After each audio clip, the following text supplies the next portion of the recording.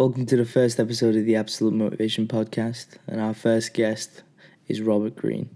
The first time I came in touch with a Robert Greene book, it was by chance, and it was an audiobook that was actually on YouTube called The 50th Law of Power, which he'd co-written with 50 Cent.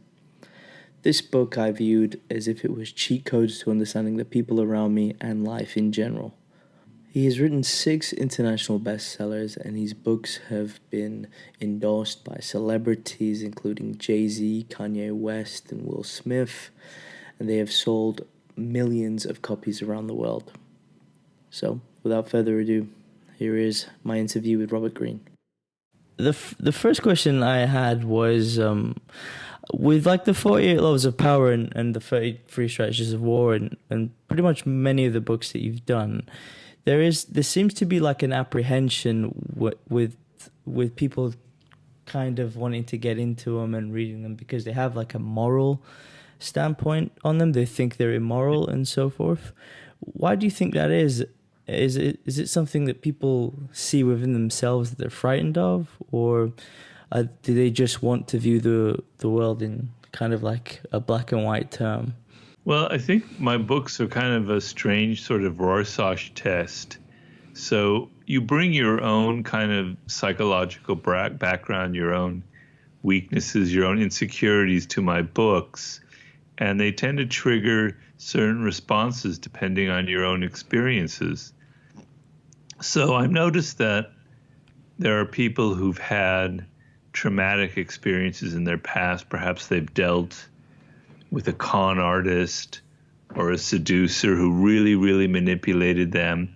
And they have a lot of anger. And my book kind of triggers that again, and they're upset. And I understand that. When they complain to me about it, I have empathy for their position. But then there are others, a lot of people, who have a lot of guilt when it comes to things like power or strategy. They think that there's something kind of evil or wrong. They have this misguided notion that everybody in life should just be honest, just be themselves. Whereas the truth is, we're never really ourselves. As a social animal, we're always wearing masks. We're continually acting. And there are people who just want to deny reality. They're like children. They want to believe what they want to believe. They want to believe their fantasies about what life should be like. But if you looked at yourself in the course of a day, you would realize, anybody would realize, how many different masks you wear. You're not the same person that you are when you're with your boss as you're with an intimate partner or with a colleague. So you're constantly adapting yourself to your audience. And if you need power, or if you want to persuade somebody to do what you want them to do, because we're always in that position. We have to persuade people to hire us, to buy our products, to, go see our film. In that situation, you have to use some tactics, some strategy, because people aren't naturally just going to say, oh, I love your book, I love your podcast, I'm going to listen. You have to seduce them. You have to influence them. And that requires strategic thinking and, I hate to say, a degree of manipulation. And for me, understanding this basic principle about life, about how it is in the real world, is what makes a person an adult. And some people get really angry about that. They don't want that reality revealed. They want their fantasy, and they see the book as evil. And I don't mean to generalize, because I don't think I can say this categorically, but oftentimes I've noticed that people who are uncomfortable with my book are people who are very, very manipulative in life. They're very passive aggressive. They don't realize that it's unconscious, but they play all kinds of games. And I think unconsciously they're upset by my book because it's actually making them deep down aware of something inside themselves. So I think there are 2 kinds of people who judge my book negatively. One I can understand and I deal with, and I talk to people like that. Another group are people who I think are hypocritical and are not coming to terms with basic facts about human nature. I've noticed that. I was in Los Angeles for a 3 month period working with a client, and a friend of mine was doing this a course of sorts where he would go in and there was like a bunch of these seminars, and within these seminars, there was constant preaching of there is one true self and it's the most authentic self, and I felt that was very contradictory towards how he was behaving outside those seminars. But he would always preach that in order to be your best self, you have to be authentic, and I thought that was a very abstract notion. Why do you think that with especially I've noticed in America, there is this like philosophy of being the most authentic you can be, and what does that even mean in certain cases? Well, I agree with you. There's two ways I look at that. Number one, we don't really know who we are, and I want people to admit that when they look at their books. We assume that the one thing we know for sure is who we are, but the truth of it is that we really don't know who we are.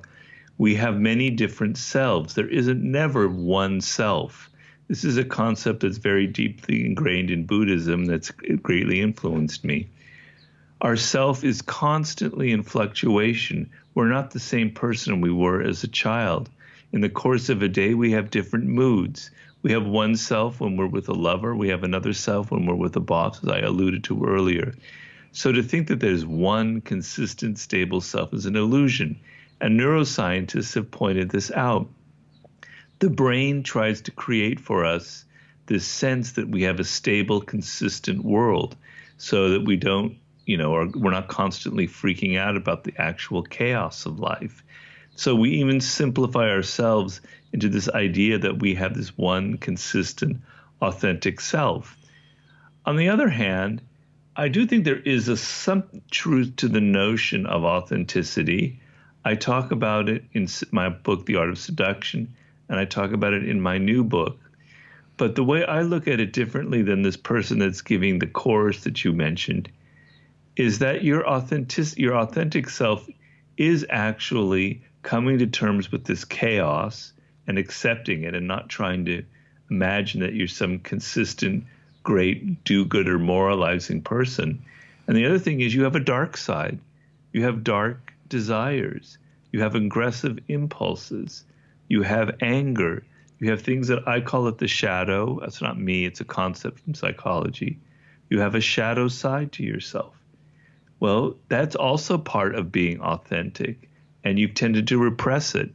So embracing the many different sides of who you are, including embracing the fact that you're not nearly as good or moral as you think you are, actually would add up to being more authentic.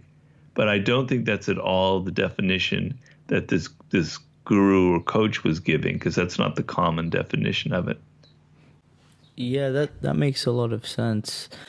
You mention in many interviews and in your book that one's relationship with reality is one of the most important things for them to succeed in life. And in today's social media world, it seems like reality is even more far away than possible. Things are so constructed that it's hard for people to be in touch with reality.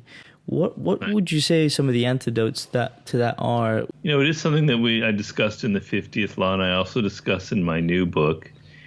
To ground yourself in reality, you would first have to ground yourself in yourself. You have to know who you are. You have to detach yourself from social media, from all the other influences that people are giving you. So when you don't know yourself, when you're not in touch with your own tastes and desires, your own impulses, what makes you different, what makes you unique, you are alienated from the one basic reality, who you are.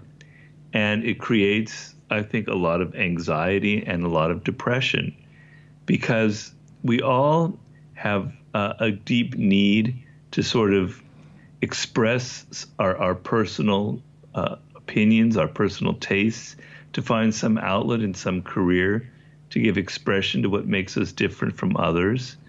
And so if you're constantly listening to what other people are saying, if you're plugged in to the, to the matrix continually, and that's your only reality, then really what you're doing is you're never understanding who you are. What you see when you look in the mirror is a reflection of all the other opinions that other people have. Opinions of you, opinions of politics, opinions of what's politically correct, of what's good and what's bad. You become a reflection of other people.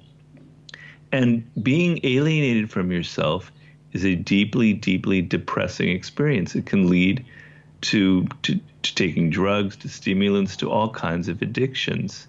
So, we can say certain basic things about yourself. You were born, very different from other people. Your brain is wired in a very unique way. Your DNA is unique. You are going to die someday. You're mortal. You have to fend for yourself in this world. People aren't going to give you things. This is sort of a basic kind of ground for your feet to stand upon. And understanding that is sort of understanding reality. And a lot of people, are fleeing from that, because living in that kind of matrix world of social media and all the fantasies, there's you don't really have to confront yourself. You don't have to deal with your own demons, with your own weaknesses, with your own flaws, but you pay a terrible price. So, there are many ways that people need to ground themselves in reality, and I could go on, and I talk about it in many of my books. But I think the principal source of the problem is that people are running away from themselves. And on social media, that process is greatly accelerated. I was watching an interview where you give your own kind of a different spiel on narcissism. Could you go into that a little bit? My different approach, it's not totally different. There are other people. I was influenced heavily by certain psychologists like Heinz Kohut and others. But my particular take on it is, and it goes to a deep theme in my new book, The Laws of Human Nature, is that we're all basically pretty much born with the same kind of wiring of the brain. This is what I call human nature. Obviously, we have individual differences, and we just discussed that. But there are certain traits that are common to humans.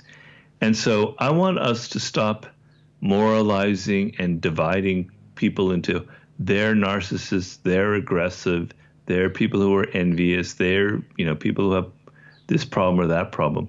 We all share the same nature. And so we all have narcissistic tendencies. And I like to put it on a spectrum. So to become a human, to survive childhood and to survive the harshness of life, we have to become, to a certain degree, self-absorbed. We have to look to look after ourselves. And what we do is we develop self-esteem, a kind of a love for ourselves, so that when we have bad moments in life, when we feel depressed, when things aren't going so well, instead of sinking deeper and deeper into ourselves, we can tell ourselves, really, I'm not so bad. I don't really deserve all of these bad things. I'm actually a decent person. I'm worth something. And that pulls us back up, and we don't fall deeper into self-absorption. But there are a lot of people, because of a broken childhood or problems in their earliest years, who never develop that self-esteem, that ability to raise themselves up when they're not feeling loved enough or they don't have enough attention. Because in life, there are always going to be moments where you feel like people aren't paying attention to you. You're not getting recognition.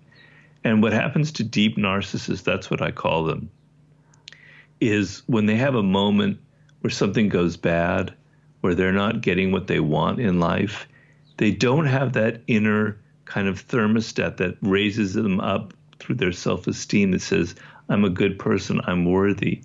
And their only way of dealing with the frustration and the anger that they have in these moments is to try desperately to get more attention from people, to do whatever they can to get validation and recognition from the people around them.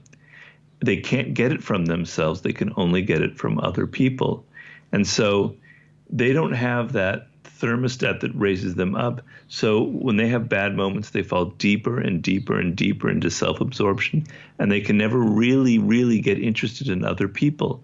And you'll notice with deep narcissists that their view of the people around them is they don't see the world the same way you or I do. They see other people as extensions of themselves, as what Heinz Kohut calls self-objects. They're objects that they can use for their own amusement, for their own power, for their own aggrandizement, etc. And so, I say that we all have narcissistic tendencies. So if I go through a crisis in life, my natural tendency is to become more self-absorbed, more narcissistic, and this will happen to everyone. But there are people who are more trapped into that and can never get out of it. And they're very difficult to deal with because they can be kind of charming. If you notice a lot of narcissists, if you've known deep narcissists, as I call them, in their childhood, they became used to being very dramatic and being very over the top to get attention.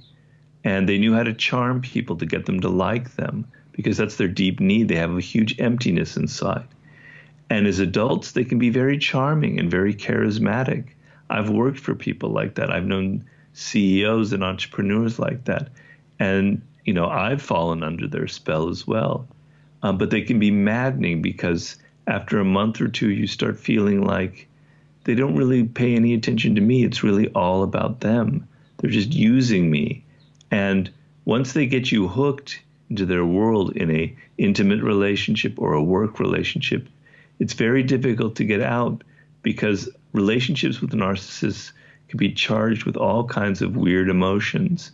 So the main thing I try and show in my book is I want you to recognize that you have these tendencies as well, and to try and use the self-love that you have and turn it into empathy so that you can be more interested in people instead of so self-absorbed. And the second thing is to be able to recognize the many toxic, deep narcissists in the world so that you don't get embroiled in their drama.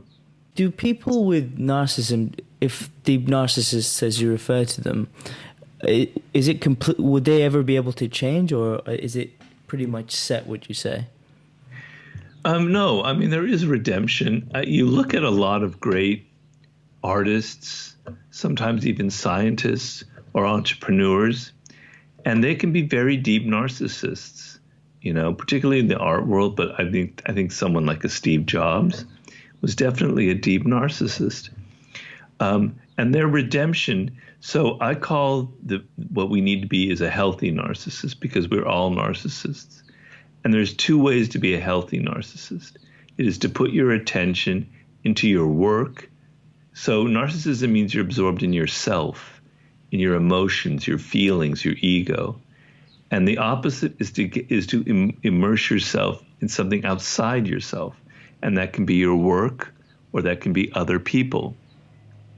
And so the redemption for a deep narcissist often comes through their work.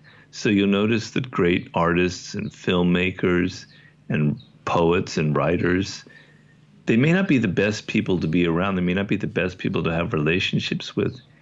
But they're really good with their work because they've put all of that energy and all that desire for attention into their work as a way of kind of getting what they want. And that is definitely a form of redemption. I talk in my book about, well, actually, I cut it from the book, so I shouldn't talk about this, but there's the scientist Robert Oppenheimer, who was intensely narcissistic.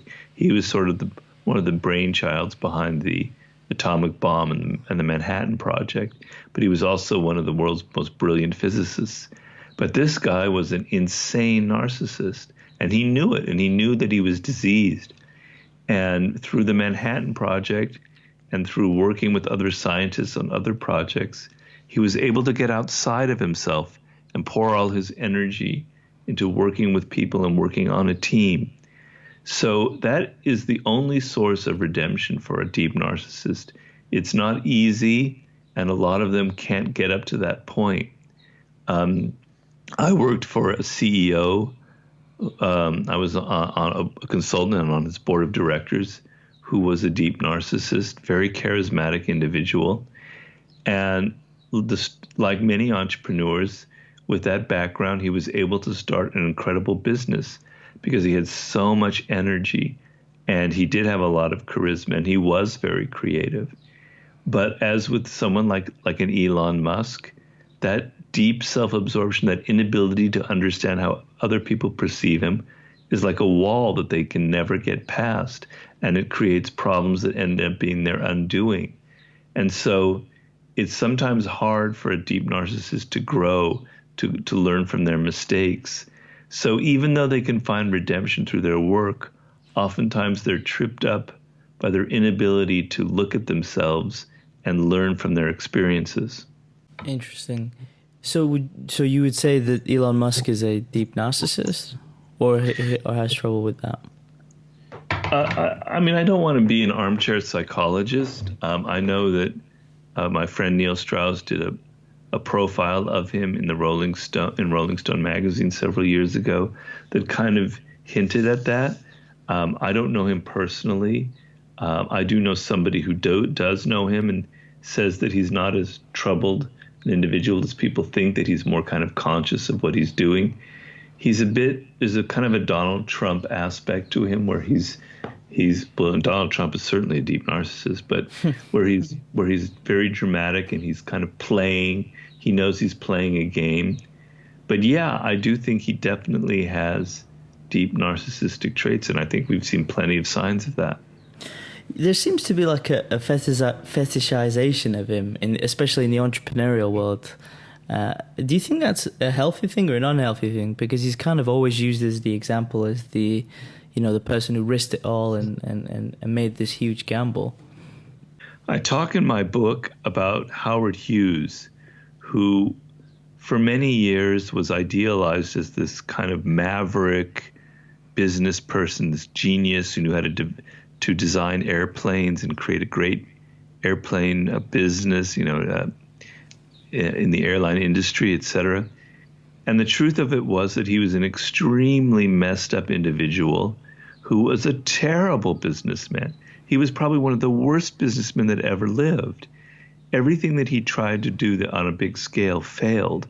He inherited a very successful business from his father.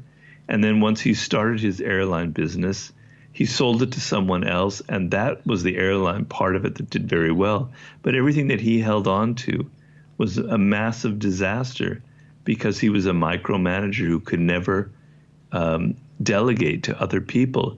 But instead, people had to idealize him and see him as this great maverick figure. They didn't want to look at the reality. When it comes to Elon Musk, I mean, we're sort of dazzled. I talk about in Laws of Human Nature that we humans tend to be dazzled by appearances, by what people show us. And the Tesla car and that whole factory that he created is, wow, that's amazing. And, electric cars, brilliant. But the fact is, and I saw this years ago, somebody very smart about the business told me that this is never going to work, and it's not going to work because the car business is a really complicated industry to succeed in. It's extremely capital intensive. You can only make money if you create a system where, you produce so many cars per day on a factory line, and you have to have massive scale from within to kind of market these cars and dealerships and everything else. And Elon Musk is not the person to handle all these details. He's so into his visions and everything, and he's not delegating, and he's not creating the right chain of command, and he's got a board of directors that are all a bunch of yes men and yes women. He's not understanding the many, many difficulties in the car business. He thought, wow, just my brilliance is enough, and it's not enough. And so, it's okay to fetishize the visionary aspect, but what we should really fetishize are people who execute, who take their visions like Thomas Edison did in the 19th century, who was probably one of the greatest entrepreneurs who lived, who would have an incredible vision. He had this vision that someday the electric light bulb that he was inventing would light an entire city. And it was such a ridiculous idea at the time that nobody could take it seriously. And yet he executed it, and it took incredible, painstaking attention to detail, the kind of attention to detail that an Elon Musk doesn't have. We might fetishize someone like a Steve Jobs, and I find more rational, because on the level of execution, he was actually quite brilliant, particularly in his second go at Apple. He would have a vision for what the future of gadgetry and technology would be, which would be a device like the iPod, which would later turn into the iPhone. And he knew that he himself was not the technical genius to put that all together. He needed all these other people to actually realize his vision. He hired them. He delegated. He could be a mean, tough perfectionist for sure, but he knew how to create a team that would work with him and how to realize his grandiose vision. So I think we do tend to fetishize people who have just great visions, etc. But I think it's a bit misguided. We need to look at people who succeed over long periods of time and who are able to kind of execute what they're seeing in their heads. You mentioned Howard Hughes. I don't remember where I read this from, but I understand that he had some form of OCD and was developing schizophrenia, maybe. I'm not sure if that's entirely true, but I know that he had some form of mental illness. I wanted to know if you felt there was a correlation between some of the negative aspects of human nature associated in correlation with mental illness. So like delusions of grandeur, for example, could that be associated with, say, aspects of bipolar or something like that? Well, I'm not a doctor, and I don't like speculating on things that are a bit beyond my intelligence. But I want to take this out of the notion of a disease, because when it comes to something like grandiosity, I try to make the point, I have a chapter on it, is that by nature we humans are grandiose. So I define grandiosity as there is a discrepancy between what you think of yourself and the reality of who you are. And psychologists and marketing people and neuroscientists have demonstrated that we always have a self-opinion that's elevated above the reality. We think we are kinder and nicer and more moral than we really are. We think we're more some people don't, some people underestimate. That's another issue. But there are a lot of people who tend to overestimate who they are. And so there is a gap between who they really are, their real skills, and their self-image, how they see themselves. So I like to think of it as there's the ground that you walk upon, and with your grandiosity, your feet are lifted a couple feet off the ground. Some people are lifted 30 feet off the ground, and they are truly, truly grandiose. But I don't think of it as a disease, because then that takes it out of the realm of we're not responsible. There's nearly nothing we can do unless we want to make the point that all humans are diseased. So my point that I make in that chapter, if we're talking about grandiosity, is that success is often the cause of people turning grandiose. So if we look at someone like Donald Trump, who I would say fits very much the mold of someone who's grandiose, he has, since very early on in his life, has gotten away with so many things. He's always managed to kind of punch his way out of a bag or a dark corner, and the successes that he's had, which a lot of it is kind of just marketing success, has kind of gone to his head. and he thinks that he's got the golden touch, that whatever he can do, it can't fail. And I talk about Michael Eisner, head of Disney for many years, and he had an incredible string of success over 10, 15 years, and he lost touch with reality. So if you took anybody, if I took you or you took me, and you started a business that was massively successful, you became a billionaire in a couple of years, you would start becoming grandiose. You would start imagining that you have all kinds of powers that you don't really have, because inevitably with Michael Eisner or Donald Trump, there's a huge element of luck for your success and other people helping you. And you're tending to subtract that and imagine everything stemmed from you. And so the antidote to grandiosity is to be aware that this is what's happening to you, and to be aware of the element of luck, to be aware of the work of other people that contributed to your success. So, I mean, there are elements of narcissism, for instance, where people who are deeply narcissistic, there might be a genetic component. They can't help it. There's some kind of weird chemistry inside themselves. I don't mean to deny that some people might have deeper problems because of the way their brains are wired. I'm not a neuroscientist, but I definitely buy into that component in all of human nature. But I think humans are cut from the same cloth. And you take anybody out there in this world and you give them enough success in life, and their natural tendency to lose touch with reality will suddenly skyrocket, and they won't be able to control it. So circumstances will often play a very major role in what happens to the elements in human nature. Philosophies, you mentioned Buddhism plays a big factor in your life. What about that plays a big factor, and what other philosophies do you incorporate in your life that you found beneficial? Yeah, I mean, Buddhism, particularly Zen Buddhism, I think it really is not so much of a religion, although you could classify it as a religion, as more like a philosophy of reality. What Zen really means, what Zen is really about, is what actually is the world, what actually is going on.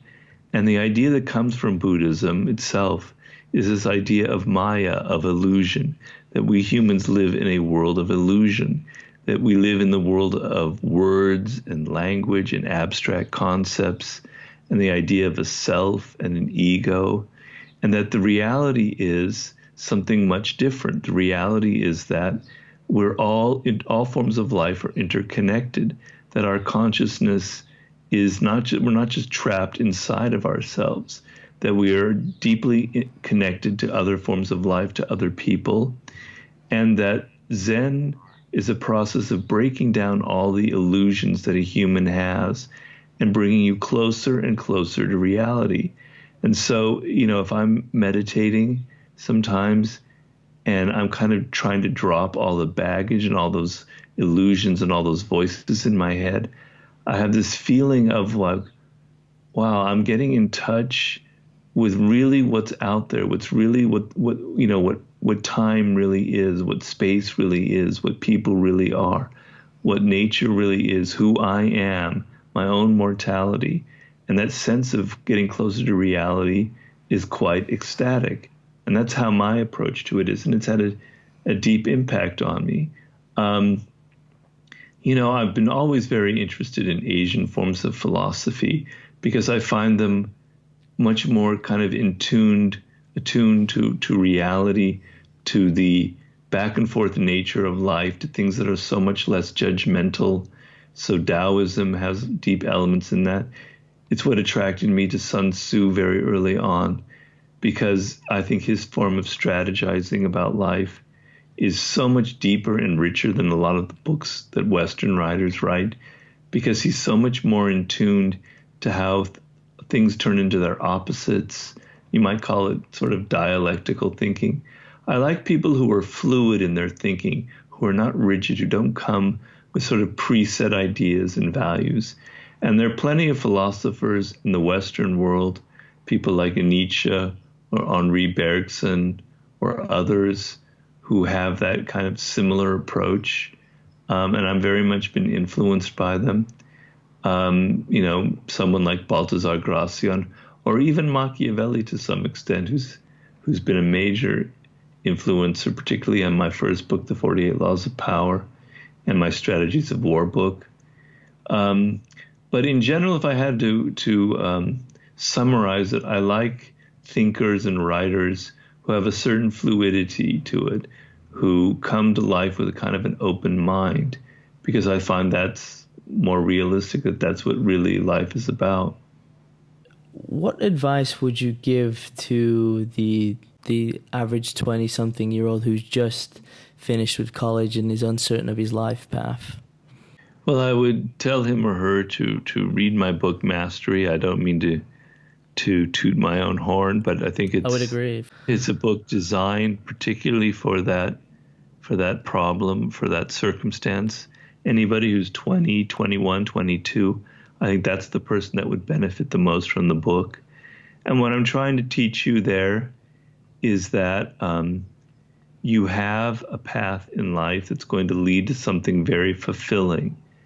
And that path is going to require some work, and it's going to require a certain process you have to go through. And I illustrate this process. But the most critical thing, the first step, and if you don't follow this first step, you're never going to succeed in life. I can guarantee you this 100%, is knowing who you are, knowing what makes you different, what your tastes are, divorcing yourself from social media, divorcing yourself from everybody who's criticized you, your parents, your teachers, and tried to tell you who you are. It's about embracing what makes you unique and finding some way to bring out your own weirdness into your work, into creating a book, into starting a business, into wherever you go. It doesn't mean you have to be an entrepreneur. You could work inside of a company, etc. But if your work has no connection to something that is emotional, that appeals to you as an individual, you're going to burn out. You're going to get depressed. You're going to start drinking or taking drugs by the time you're 30 or 31. And you might be making money, but you won't be you'll be unhappy. So if you take that first step and, give yourself a framework that you're now going to move into. And what I mean by that is, in your 20s, it's a time of experimenting. I call it the years of your apprenticeship. You're going to give yourself 7 to 10 years of learning skills in different fields, things that excite you. But I want you to have it as an adventure, not some rigid little plan that you have. You're willing to try different things. So my framework when I was 21 was I wanted to be a writer. And that meant trying all different kinds of jobs, going into journalism, going into Hollywood, trying to write novels, and then taking other kinds of jobs because a writer has to have life experiences. So I worked, I had like 50 different jobs, so many different kinds of things. It sounds like I'm crazy. I worked in construction. I worked for a detective agency. I worked for an encyclopedia company, on and on and on. But knowing who you are, knowing an overall course direction of your life, not so narrow that it's too constricting, but an overall direction of something that you love, and experimenting and having some adventure and trying things out and developing skills and being serious about it. At some point, let's say when you're 30 or 31, if you do this, you will, because people who are younger, their minds are more fluid and they're more creative. Those are your prime years in your 30s for creating a great business, for instance. If you play it right, your